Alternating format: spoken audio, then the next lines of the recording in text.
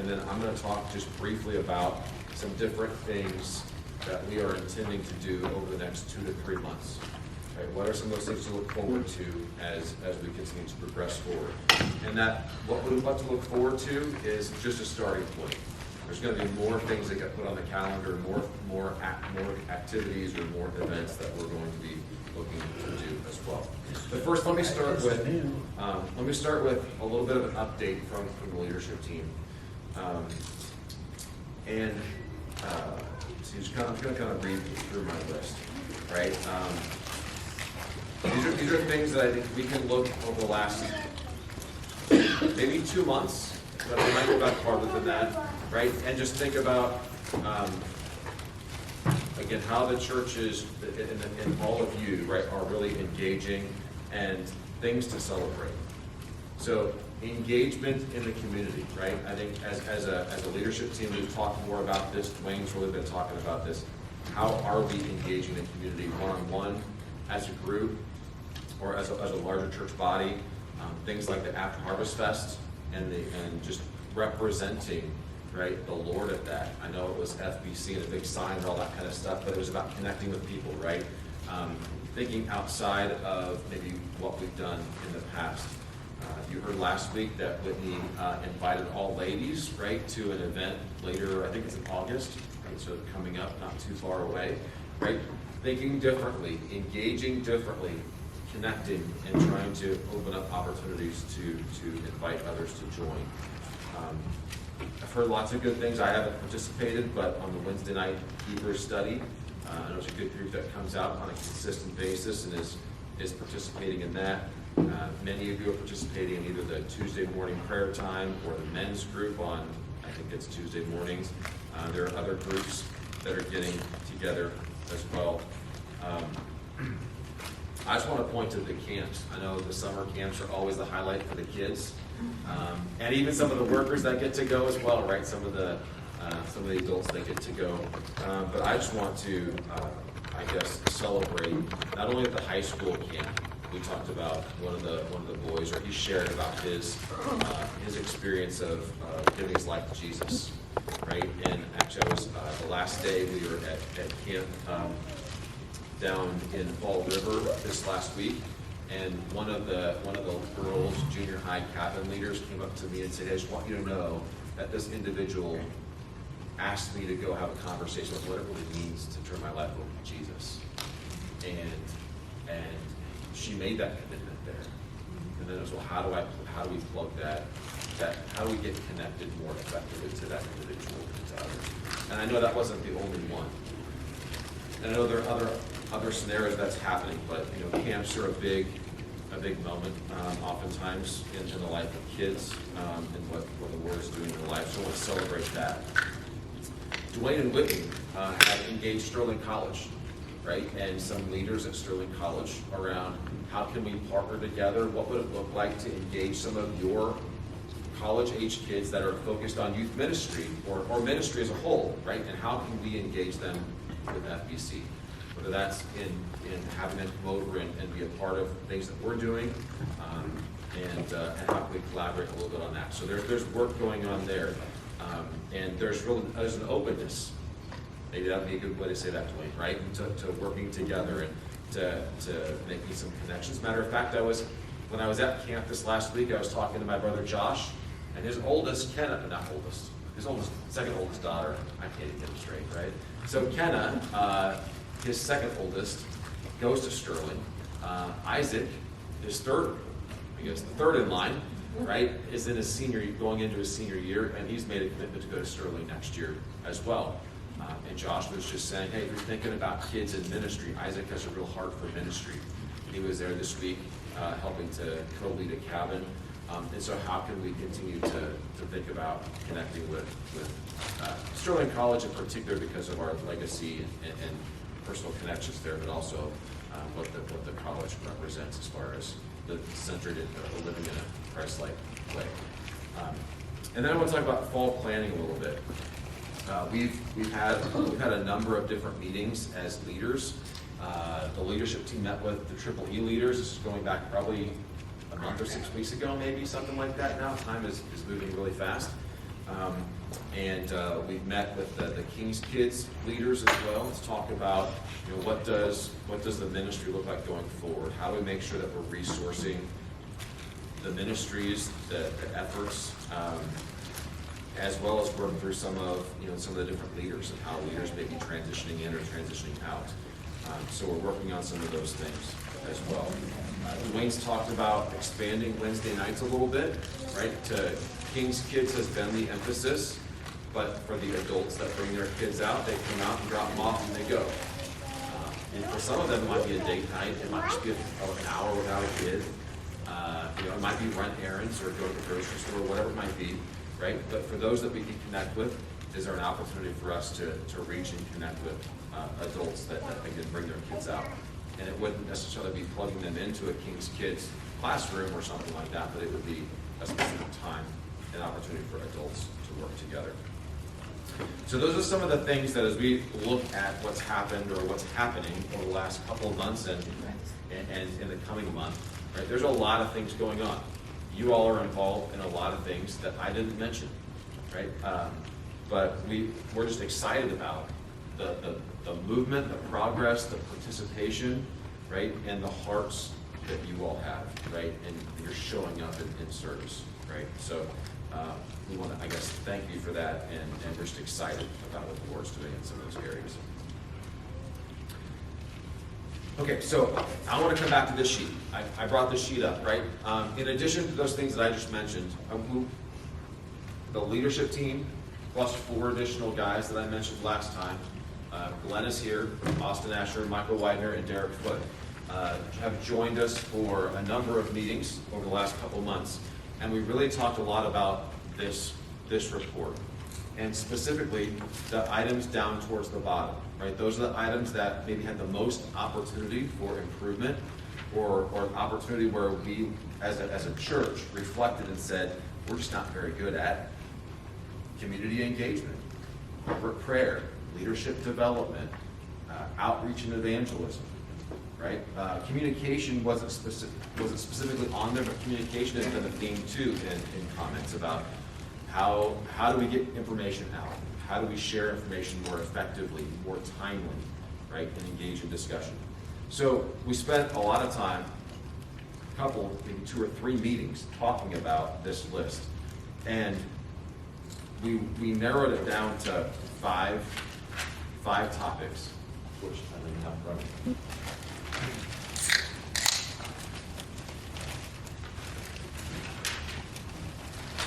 On my sheet. We narrowed it down to five core areas, and that was spiritual development strategies. So it could mean personal discipleship environments, it could be collectively as a church and reaching out. So spiritual development strategies, entry-level opportunities. How are we engaging people, opening up opportunities for people to serve, to participate, and to use their gifts. Communication. How do we do better with communication? Both internal communication, but also how do we do maybe better about what we put on the website or social media or different types of avenues where we communicate both internally and with the community. Leadership development, and then thinking forward about what's the future, what's the vision for the future of FBC. All right, so those are 5 things that we identified. Now, you might say, well, what about pastoral transition? Where does that fit in the whole 5 category, right? I'll make that a 6th, right? Because that's kind of a separate, it's connected, but it's yet somewhat separate from the report and the feedback, okay? So we had those 5 things, and as a leadership team, we said, that's a lot. If you look at all the things that everybody's already working in, Sunday mornings, King's Kids, Triple E, other groups that you're involved in, different studies that are going on, prayer times, etc. That's a lot to really begin to go deep on. And so we said, maybe what we want to do is focus on 3 things. Let's really spend our time on 3 things. And the 3 things that we want to focus on, and we're gonna bring this as a more formal recommendation, but this is kind of an open opportunity to hear where we're at, what we're thinking about, and for you to provide some feedback to us as well. Okay. So the 3 things that we want to focus on are discipleship making opportunities, right? Individual, group, right? And how do we go deeper in developing, discipleship opportunities? Communication, how do we communicate more effectively? And then entry-level opportunities, right? Those are the three kind of big areas that we were talking about. Art, and maybe you want to I'll have you speak about it. Art's been we're kind of putting Art in the discipleship category here because he and Dave have been working together on some things. But he's also been a big driver behind the Sunday morning meeting time and prayer time over the last year and a half or so. And so Art's going to kind of take the lead on some of that along with others who are joining. But do you want to speak a little about some of the thoughts you have on that? Yeah, I think real quick, I think just overviewing the whole process. The one thing that Dwayne has really helped us focus on is the idea that it is God's work and capturing and implementing and putting in practice the idea of walking in the Spirit and getting alongside what the Lord is doing. And I think that's one of the things that's made him so effective and is making him so effective as an interim here, because we're grasping the idea that it's God's work. He continues to remind us of that, and it's just like this sermon this morning that we just heard. I mean, you sense that Dwayne is really feeling it. I mean, God's Spirit is really working, and when we approach it like that, that's what carries on. That's what will lead us into the future. So in that regard, one of the things that we're really focused on that came out of the survey, there was a thread that said we do not have a clear path of spiritual development for people in place today. And so we want to set about, I guess you want to call it, building a spiritual playbook. And that playbook needs to have some basics in there, and then it needs to have a lot of flexibility, where people can adapt it to things that they do, but yet we want to have resources available for people that they can sink their teeth into it. And one of the bases is, for instance, some of the basics are a daily appointment with God. And for men, they can understand that. We've also needed women would rather have a meeting with God than an appointment with God. So we want to have the flexibility for both in a way that we develop a playbook for people to have some basics, but yet where this thing can expand, where you go through the season, it has a lot more stuff in there than just basic few things. So Pastor Dave and I have been working for several months now in meeting together, and we're going to have a special meeting with some folks resourcing, helping us.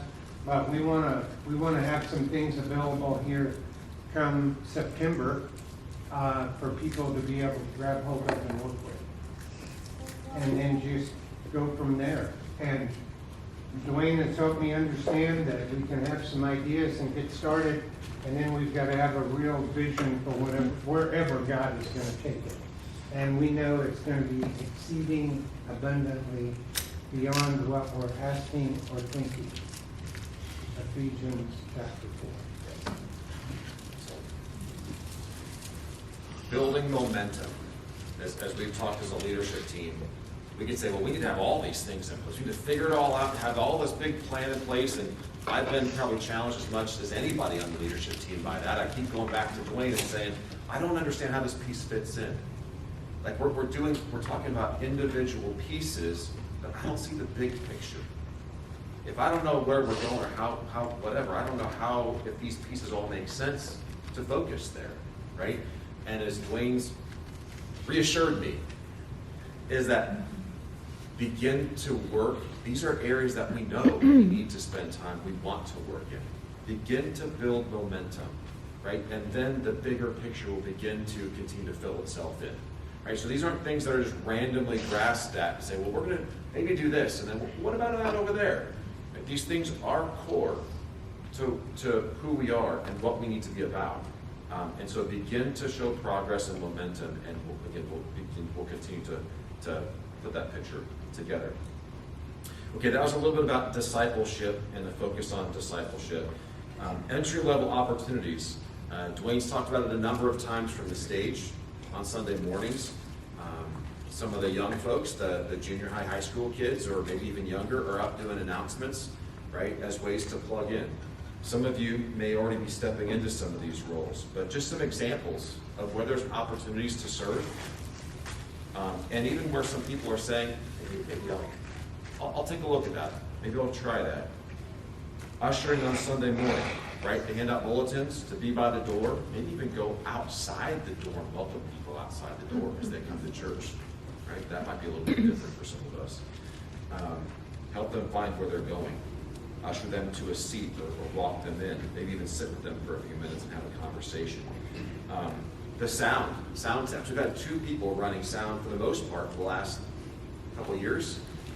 Maybe 3 if you go back a little farther than that. And so I've been pushing on my kids.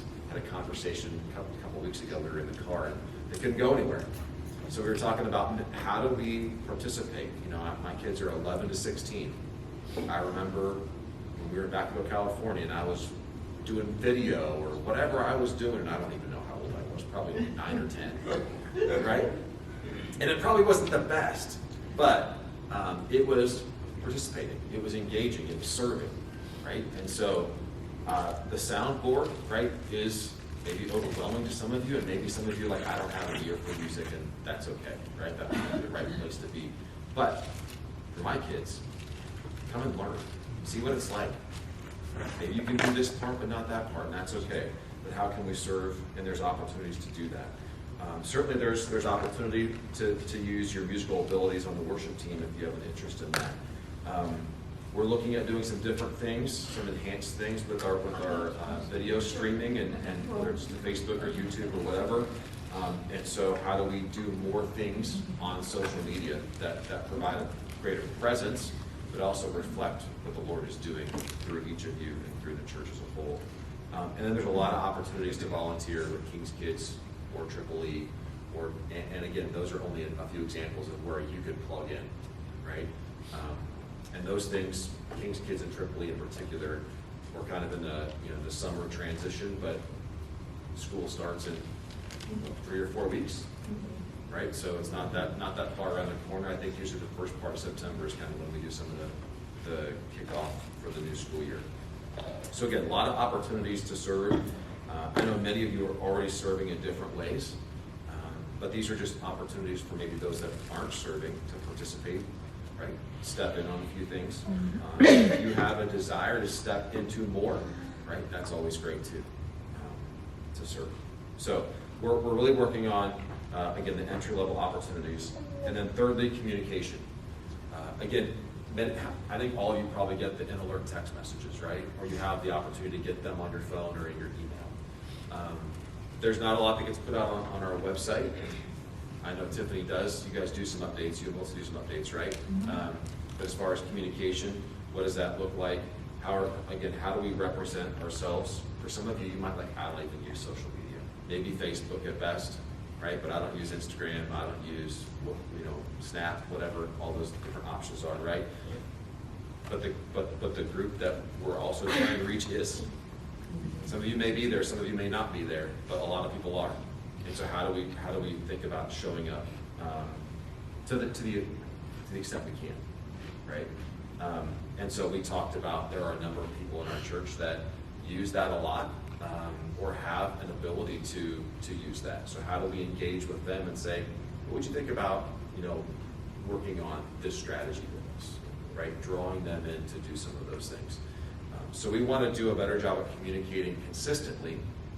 Sunday mornings like this is part of it, but we also want to continue to figure out how do we communicate to the church and to the community about what's going on.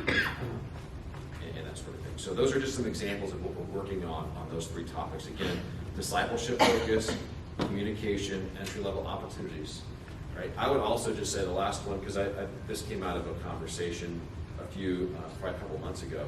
That those 4 guys that I mentioned, I know Glenn's here, I think he's the only one here this morning, right? But part of leadership development is to bring them into conversations around what is it like to be a leader at FBC, right? What is it like to engage in some of those conversations?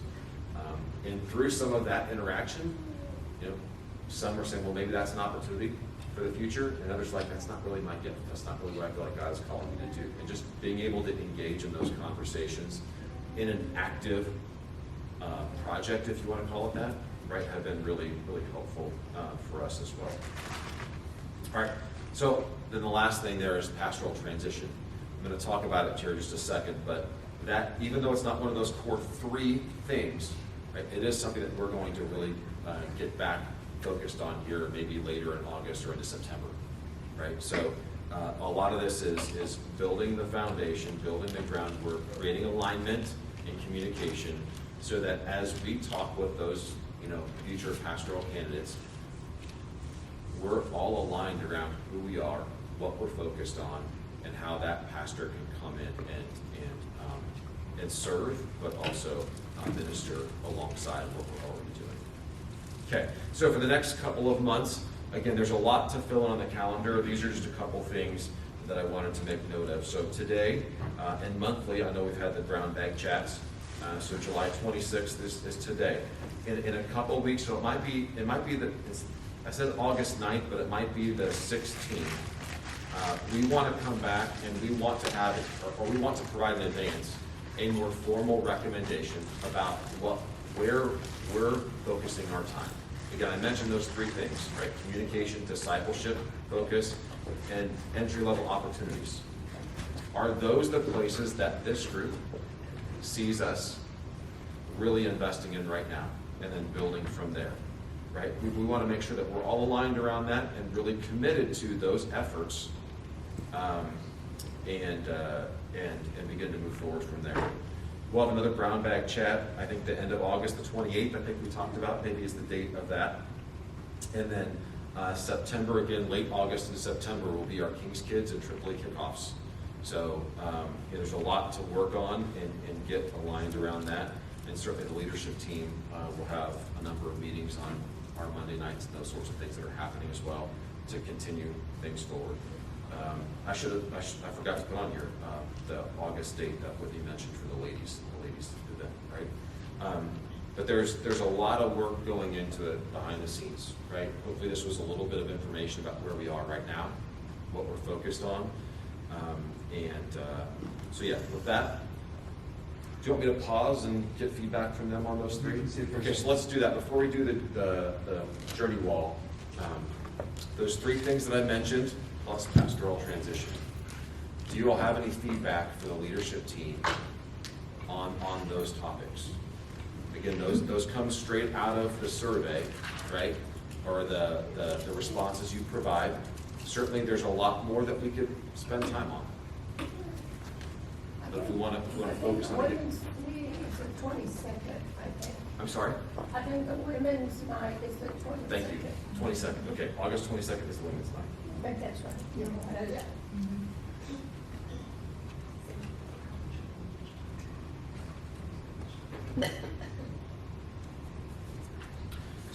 Yes. I have a comment about the communication. Why were we not, I shouldn't say that. I would like to have seen a list of the kids that went to camp.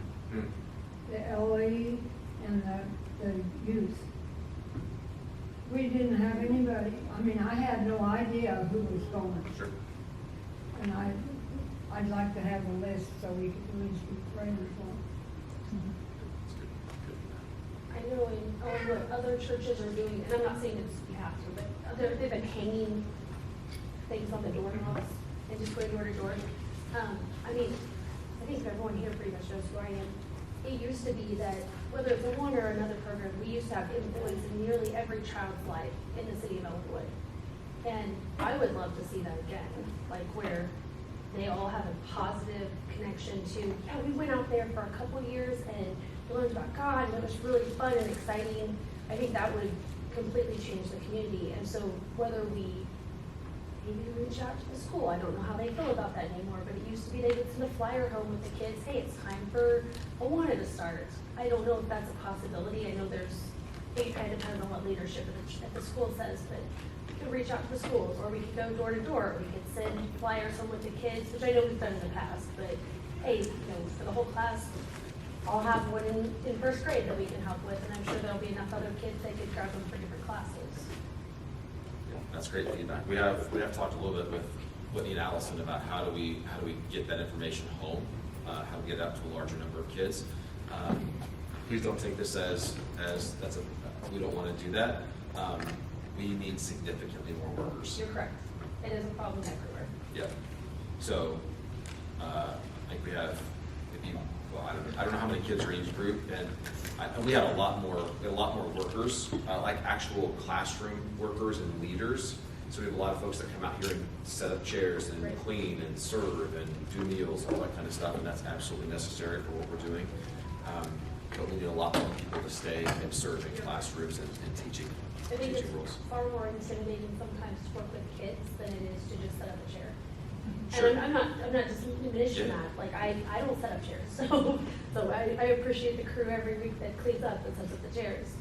But it seems, some people feel less comfortable with working one-on-one with kids or working in a group of kids.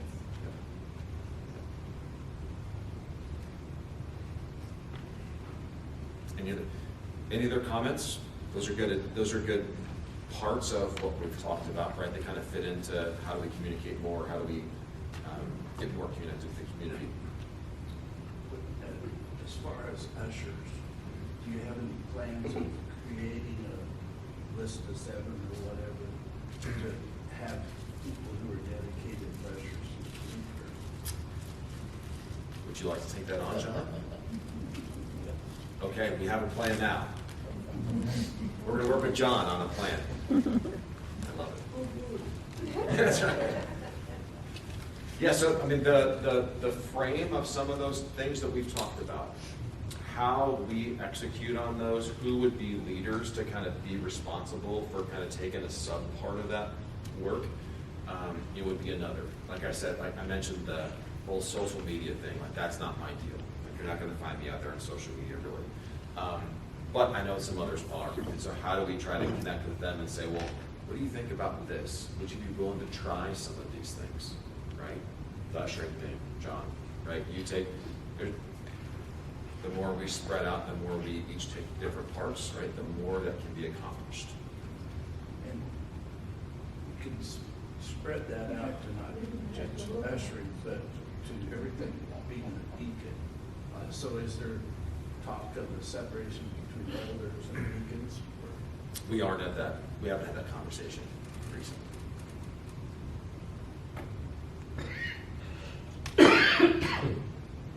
Okay, before I bring Dwayne back up, just go back to those 3 things. I know there's more we can do.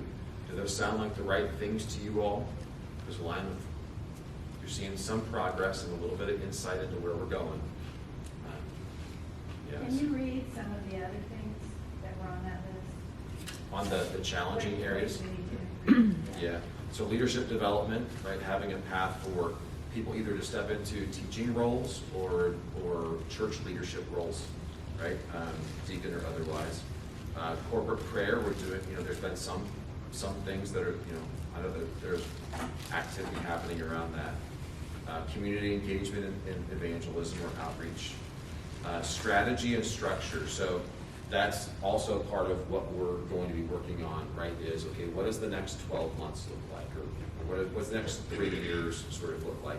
Not everything, but how do we look out a little bit farther and say, where are we going? And how do we make sure that we're investing resources and focusing on things that will get us to those points? Ministry mobilization, that's kind of the on-ramp opportunities, right? How do we plug folks in? Those are the areas that show us challenges on our sheet. Those are the bottom 5 or 6 things down here at the bottom.